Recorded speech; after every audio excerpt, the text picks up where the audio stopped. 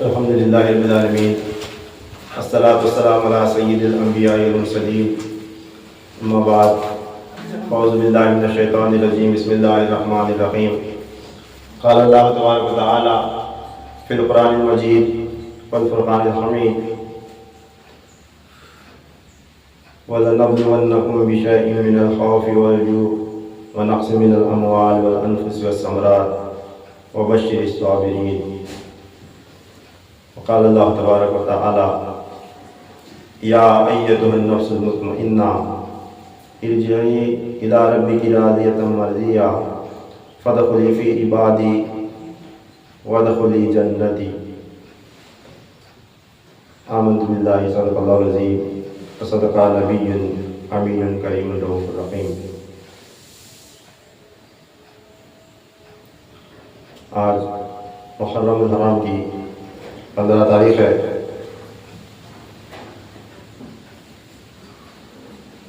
لگاتار اس مہینے میں ہر جمعہ ہم نے اور درمیان میں شہدائے کربلا کا تذکرہ سنا ہے۔ جب آخر میں 10 محرم کو امام علی مقام سید الشہداء سید الشباب اہل الجنہ حضرت امام علی مقام امام دو جہاں امام حسین اختیار و قسمت علیہ السلام کا سر انور تن سے جدا ہو گیا، آپ کی شہادت ہو گئی۔ اس کے بعد کیا ہوا اس کا تھوڑا سا مختصراً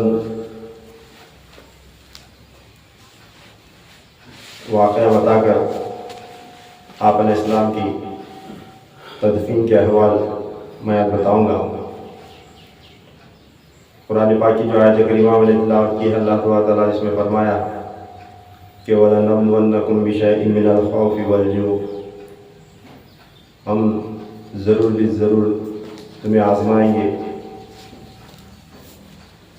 خوف دے کر، بھوک دے کر، پیاس دے کر، اور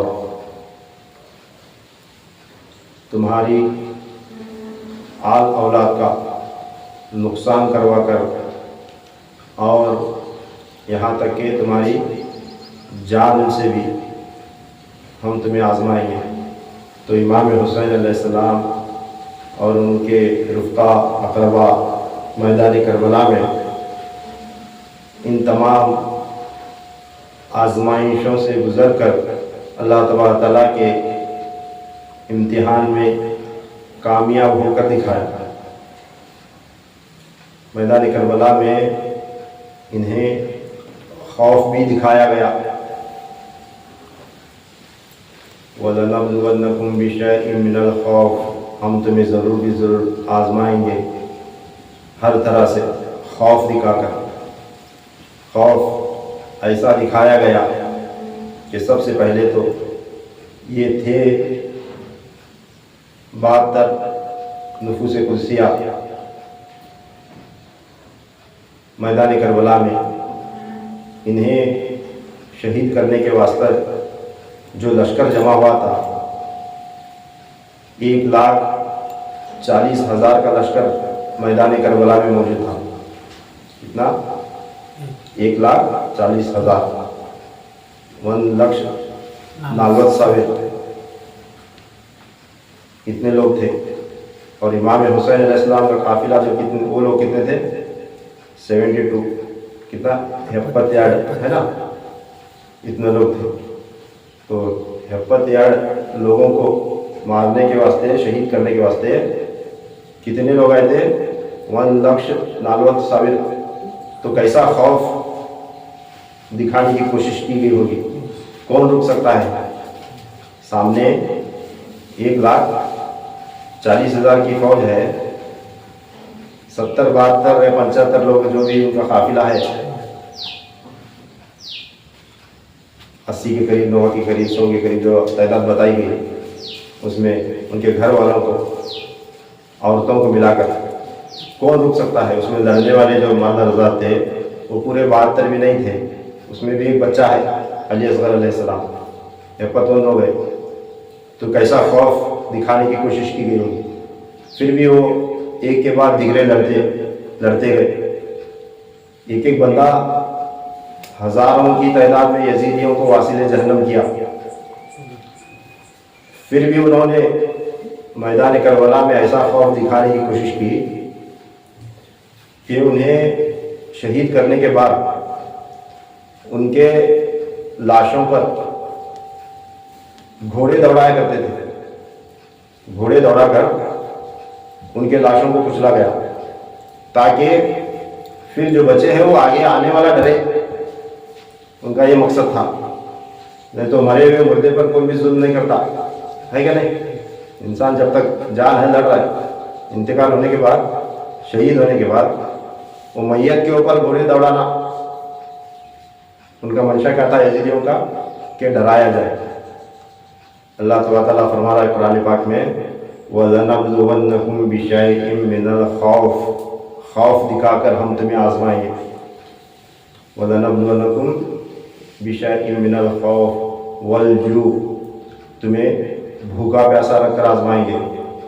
جب لشکر سے نہیں ڈرے، گھوڑے دوڑانے کے بعد بھی نہیں ڈرے، تو بدبختوں نے پانی بند کیا اس مقدس قافلے والوں پر، تو انہیں بھوکا پیاسا رکھ کر بھی اللہ تعالیٰ نے میدان کربلا میں آزمایا، پھر بھی ان کی ہمت نہیں ٹوٹی۔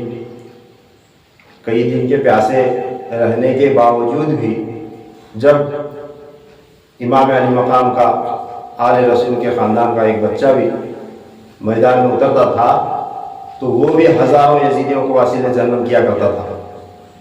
تو اس آزمائش سے بھی وہ گزرے۔ وَنَقْصٍ مِّنَ الْأَمْوَالِ، اور اللہ تعالیٰ نے ان کے مال کا نقصان کروا کر بھی وہاں پر آزمایا۔ وَالْأَنفُسِ وَالثَّمَرَاتِ، ان کی جانوں کا نقصان کر کے بھی آزمایا۔ پہلے تو جانیں گئیں اصحاب امام حسین علیہ السلام کی، پھر والثمرات یعنی پھلوں کا نقصان کروا کر، وہ پھل جو تھے وہ امام حسین علیہ السلام کی اولادیں تھیں، رسول اللہ صلی اللہ علیہ وسلم کی اولادیں جنہیں پھل کہا گیا ہے۔ پھر ان کی اولاد کو شہید کر کے بھی آزمایا گیا۔ خود امام حسین علیہ السلام اور ان کے تمام ساتھیوں کی جانیں بھی قربان ہوئی، ان کی نفوس بھی قربان کر دیے گئے۔ والانفس والثمرات، اللہ تعالیٰ نے فرمایا وبشر الصابرین، جنہوں نے صبر کیا میں ان کے ساتھ ہوں۔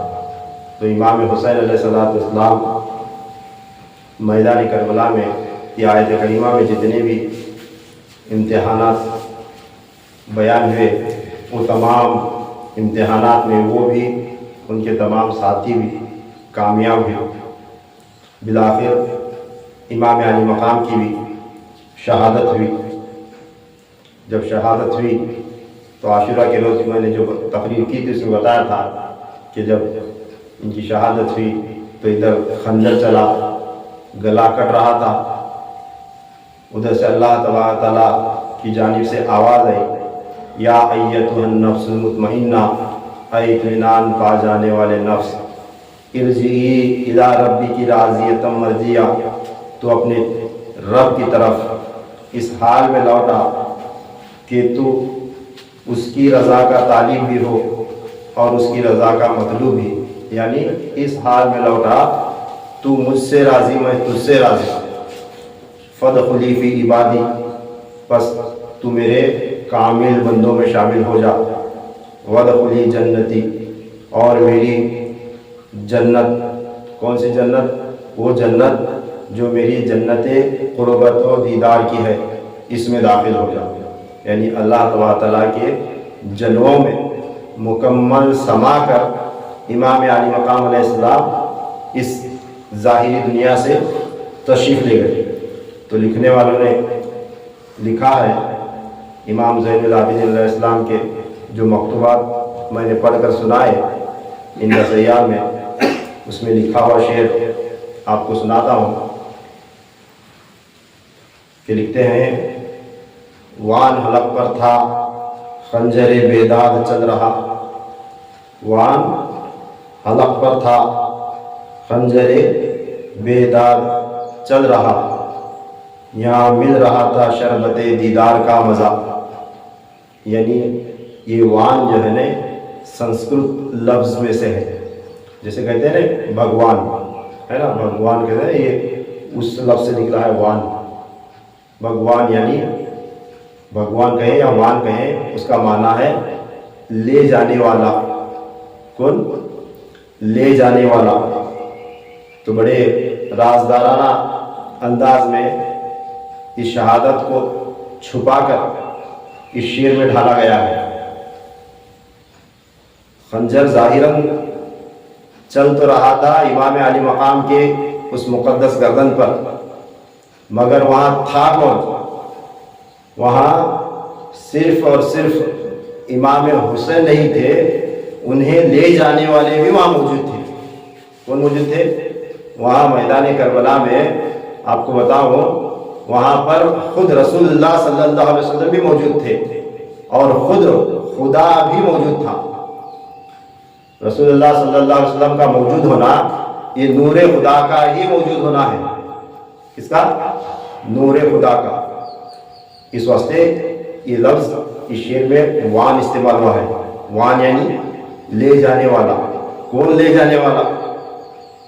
इमाम अली मकाम की रूह जो है न इस दुनिया से कूच कर रही है। अब करबला के वाक़े में आया है, वो मुक़द्दस खातून जब उनके शोहर ने इजाज़त मांगी कि मुझे मैदान करबला में जाने दो, दूल्हा थे, तो क्या बोली अपने शोहर से, मुझे इमाम के पास ले चलो। जब इमाम अली मकाम के पास गई तो कहती हैं कि अरे इमाम अली मकाम, मैंने सुनी है आपके नाना की हदीस, जब शहीद होता है तो उसकी मुक़द्दस रूह को ले जाने के लिए जन्नत की हूरें भी वहाँ पर हाजिर होती हैं कि नहीं? तो मेरी ख्वाहिश है इनकी रूह को मैं अपने साथ लेकर जाऊं। तो पता चला क्या? तो शहीद की रूह को ले जाने के वास्ते उसके मकाम मर्तबे के मुताबिक जन्नत की हूरें आती हैं, मलाइका आते हैं, कौन कौन आते हैं वो शहीद को ही मालूम होता है। यहाँ तक कि शहीद का माना भी है, शहीद उसे कहा जाता है जिसने शहादत देखी, यानी अपनी आंखों से देखा। शहीद का माना क्या बोलो? गवाही देना। शहीद का माना क्या? शहादत देना, या हमारी उर्दू ज़ुबान में क्या है? गवाही देना। जो इंसान देखा उसे गवाह बनाया जाता है। गवाह बनाया जाता नहीं, देखने वाले को। तो शहीद का माना क्या है? गवाही देना, देख कर। तो शहीद को शहीद इस वास्ते कहा जाता है कि जब उसकी गर्दन पर खंजर चलता है तो वो यूं नहीं जाता दुनिया से, वो अल्लाह को देखकर यहाँ से रुखसत होता है। इस वास्ते उसे शहीद कहा जाता है। यानी देखने वाला। किसे देखने वाला? पता नहीं वो किसे देखा, मगर मुख्तसरन सबसे बड़ा जो उसे दीदार मिलता है वो अल्लाह तआला के दीदार का जलवा उसे मिलता है। जिस वक्त वो हक के लिए शहीद होता है, उसके गर्दन पर जब तलवार चलती है तो उस वक्त उसे उस तलवार चलने का, गर्दन कटने का दर्द नहीं होता, बल्कि अल्लाह तआला के दीदार का मज़ा मिलता है। इस वास्ते उसे शहीद कहा जाता है, उसका रुतबा ऊंचा है। इस वास्ते शहीद को गुस्ल नहीं दिया जाता फिर अलग से, उसे अलग से कफन नहीं पहना जाता, उसका खून ही उसका गुस्ल, और जिस लिबास में वो शहीद हुआ वो लिबास ही उसका कफन। उसे यूं ही कब्र में डाल दिया जाता है शहीद को। क्यों? क्योंकि जिस हाल में उसने खुदा को देखा, वो हाल में उसके जिस्म पर जो चीजें थी वो उससे जुदा नहीं की जाती। उसका खून भी उस शहादत का गवाह, उसका लिबास भी उस शहादत का गवाह। कौन सी शहादत? اللہ تبارک تعالیٰ کے دیدار کی شہادت، تو یہ معنی ہے شہید کا۔ تو جب امام علی مقام جنت کے سردار، عام انسان کے شہید ہونے کا، شہادت کا میں آپ کو بات بتایا، جب جنت کا سردار شہید ہو رہا ہے تو انہیں دینے کے لیے کون کون آیا ہوگا؟ واقعہ میں ہے کربلا کے کہ اس رات سیدہ پاک سلام اللہ علیہا کی روح اقدس بھی میدان کربلا میں موجود تھی، مولا کائنات علیہ السلام بھی روحانی جسد کے ساتھ اس میدان میں موجود تھے، رسول اللہ صلی اللہ علیہ وآلہ وسلم بھی اس میدان میں موجود تھے۔ حالانکہ حتیٰ کہ جب امام علی مقام علیہ السلام کے گردن پر خنجر چل رہا تھا، اس وقت خود خدا بھی وہاں موجود تھا، یعنی نور خدا کی تجلیات، یعنی خود رسول اللہ صلی اللہ علیہ وسلم کا روحانی وجود جسد اقدس وہاں پر موجود تھا۔ اس لیے لکھا گیا کیا؟ وان حلق پر تھا۔ کہاں تھا؟ حلق پر۔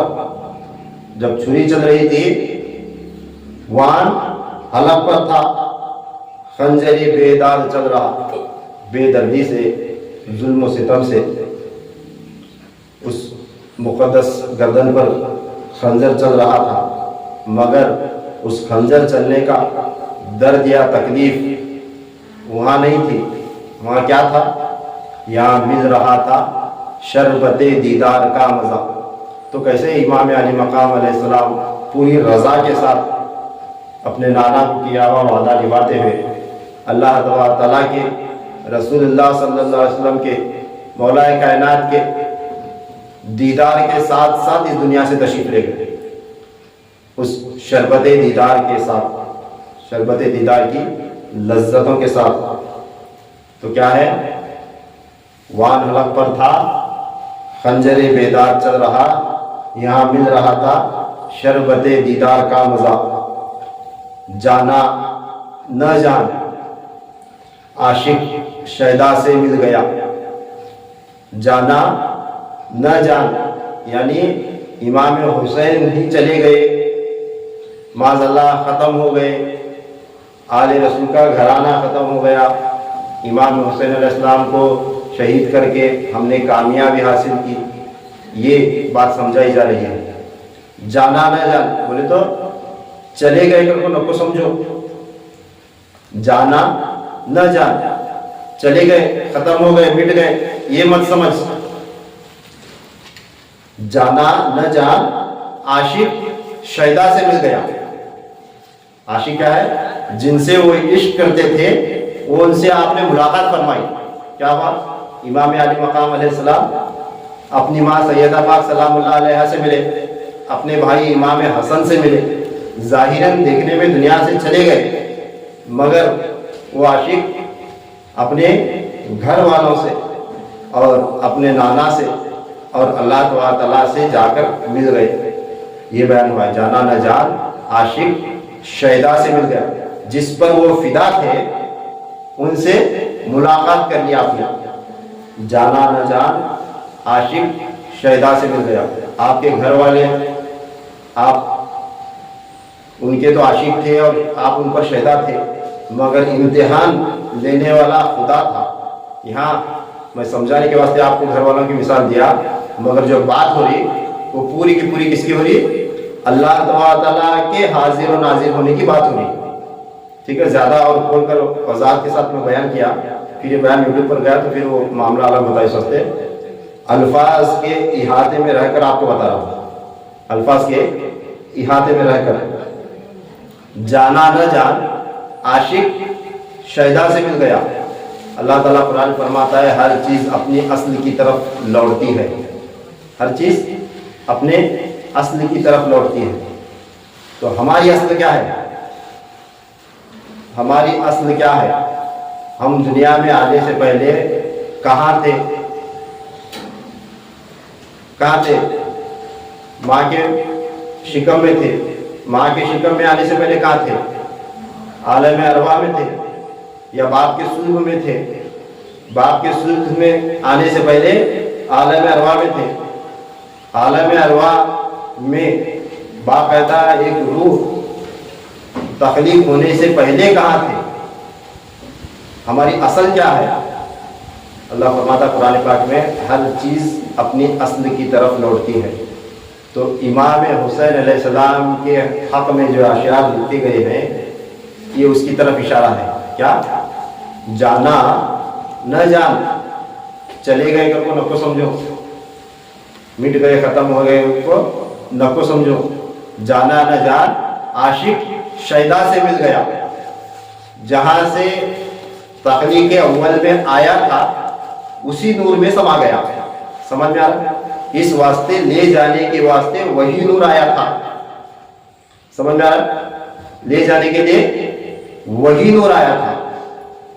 جانا نہ جان عاشق شیدا سے مل گیا، جس پر وہ فدا ہو رہے تھے اس سے ملاقات آپ نے کر لی. سمجھ آ رہا؟ شعر پڑھ کر اس کا مزہ لے کر سبحان اللہ کہہ کر گزرنا آسان ہے، مگر اس میں ڈوب کر اس کے اشارے کو سمجھنا بڑا مشکل ہے. جانا نہ جان عاشق شیدا سے مل گیا، تن تھا تمام، تن تھا تمام، محوے تماشائے کبریائی. کیا؟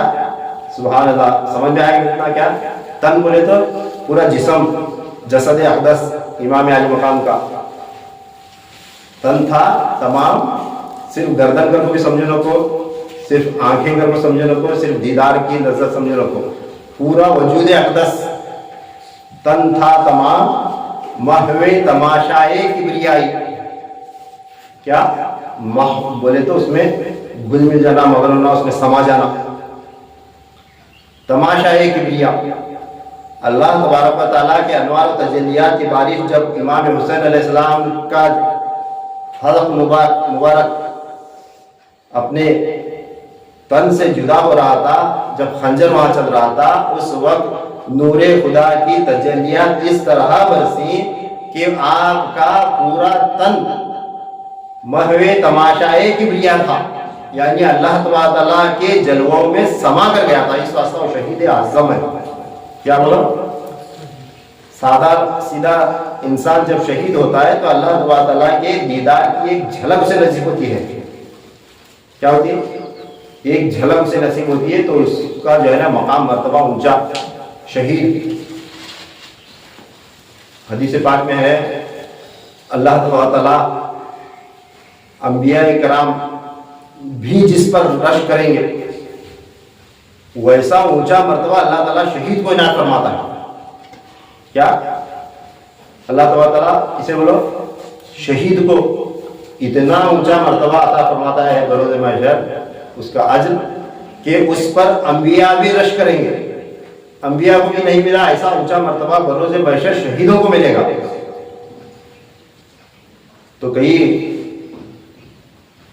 انبیاء جو ہے نا اس پر اللہ تعالیٰ سے سوال کریں گے. حدیث پاک میں ہے اے اللہ یہ جو لوگ ہیں شہید، انہیں اونچا مقام مرتبہ عطا کیا گیا، مگر ان میں کچھ لوگ نظر آ رہے ہیں نہ یہ نبی ہیں نہ شہید ہیں، یہ بھی ان کے ساتھ ہیں، یہ کون ہے؟ اب شہیدوں کے ساتھ جب انہیں اونچا مرتبہ دیا گیا تو ان کے ساتھ انبیاء کو کھڑا کرنا تھا نہیں، تو شہیدوں کے ساتھ چند لوگ ہوں گے، شہیدوں کے ساتھ چند لوگ ہوں گے جنہیں دیکھ کر انبیاء حیرت میں پڑ جائیں گے اور پوچھیں گے اللہ تعالیٰ اے اللہ یہ لوگ نہ نبی ہیں نہ شہید ہیں، یہ کون ہے جن کو تو نے شہیدوں کے ساتھ کھڑا کیا ہے؟ تو اللہ فرمائے گا یہ میرے نبی کی آل اور ان کی امت کے اولیاء ہیں جو میری خاطر زندگی گزار کر اپنی جانیں قربان کی ہیں.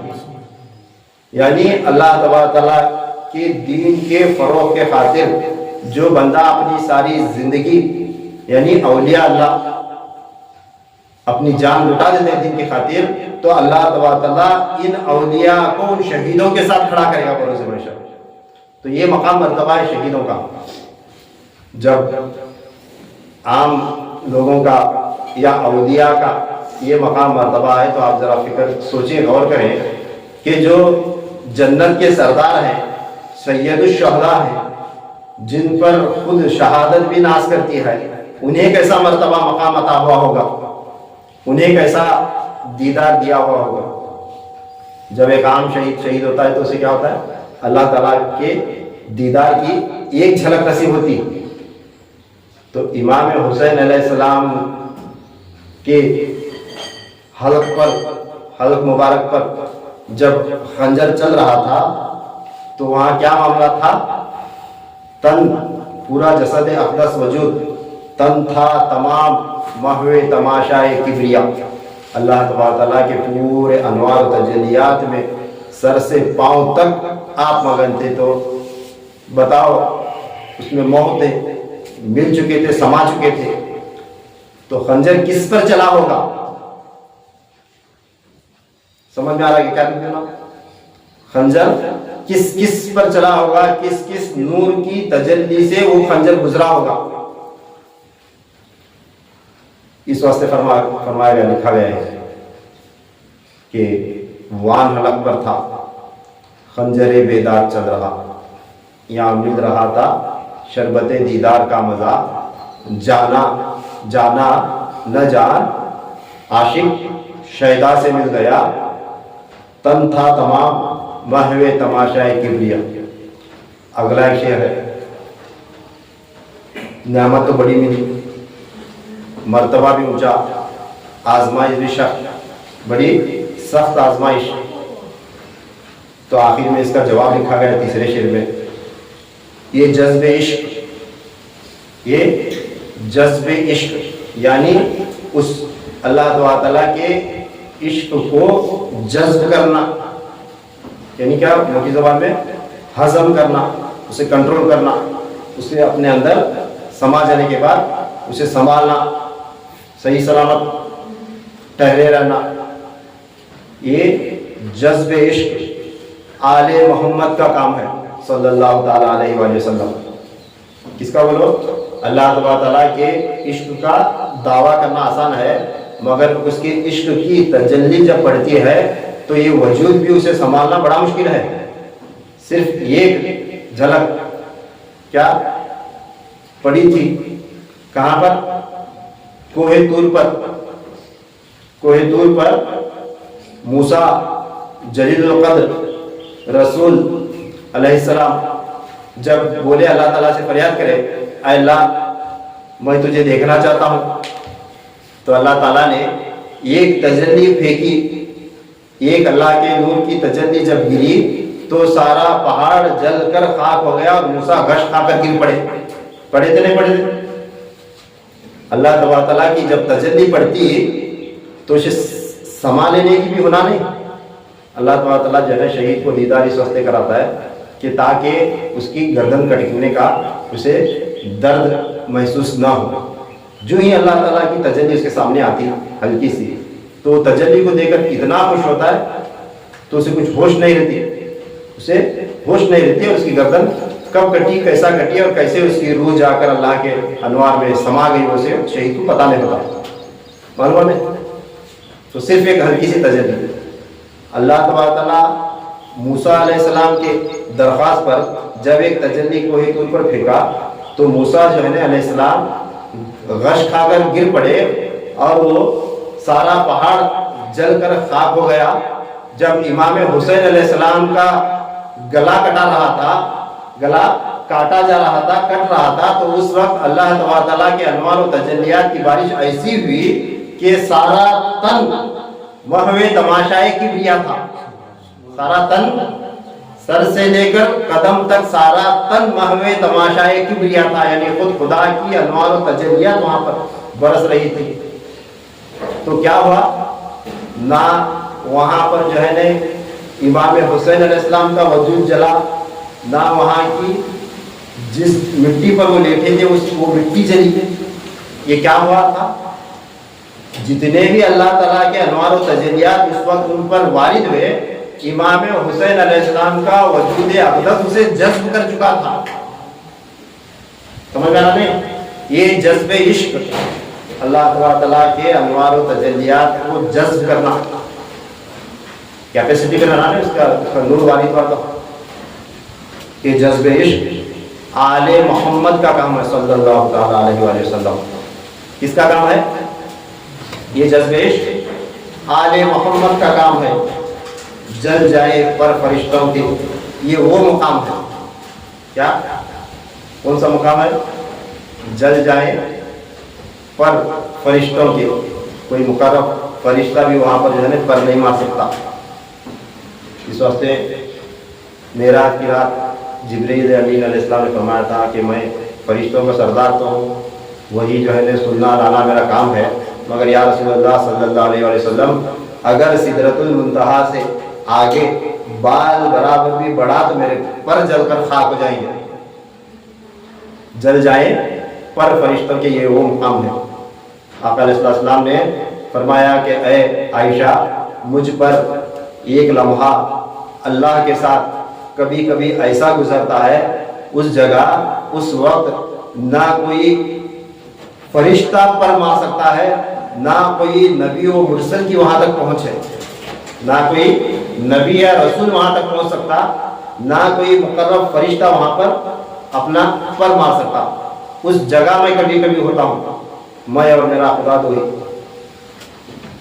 اس واسطے اس شعر میں کہا گیا کہ جذب عشق یا تو محمد کا کام ہے یا تو آل محمد کا کام ہے، پھر کسی کا کام نہیں ہے. کیا؟ یہ جذب عشق آل محمد کا کام ہے. جل جائیں پر فرشتوں کے، یہ وہ مقام ہے. جو کچھ بھی یہ بیان ہوا، اللہ تعالیٰ اس پر ہمیں یقین رکھنے کی توفیق نصیب عطا فرمائے، کیونکہ امام حسین علیہ السلام کی شہادت اور اس کے چرچے ساری دنیا میں سب سے زیادہ بڑھ کر چڑھ کر ہے. کیوں؟ کیونکہ وہ صرف تنہا حسین علیہ السلام کی شہادت تھی ہی نہیں. کیا؟ وہ صرف امام حسین علیہ السلام کی شہادت نہیں تھی، ایک گہرا راز ہے. اللہ تعالیٰ ہمیں اسے سمجھنے ماننے کی توفیق نصیب عطا فرمائے، اور ہر طرح کے نت نئے فتنے جو دور حاضر میں جاری و ساری ہیں، اللہ تعالیٰ ہمیں اس سے بچے رہنے کی توفیق نصیب عطا فرمائے، اور اللہ آل رسول کے صدقے، امام حسین علیہ السلام کے صدقے ہمارے ایمان کی سلامتی نصیب عطا فرمائے. جس طرح دنیا میں ان کے ذکر کرنے کی توفیق عنایت ہوئی، اللہ تعالیٰ بروز محشر بھی ان کی قربت و سنگت میں ہمیں جگہ نصیب عطا فرمائے. وآخر دعوانا الحمدللہ رب العالمین وما علینا الا البلاغ.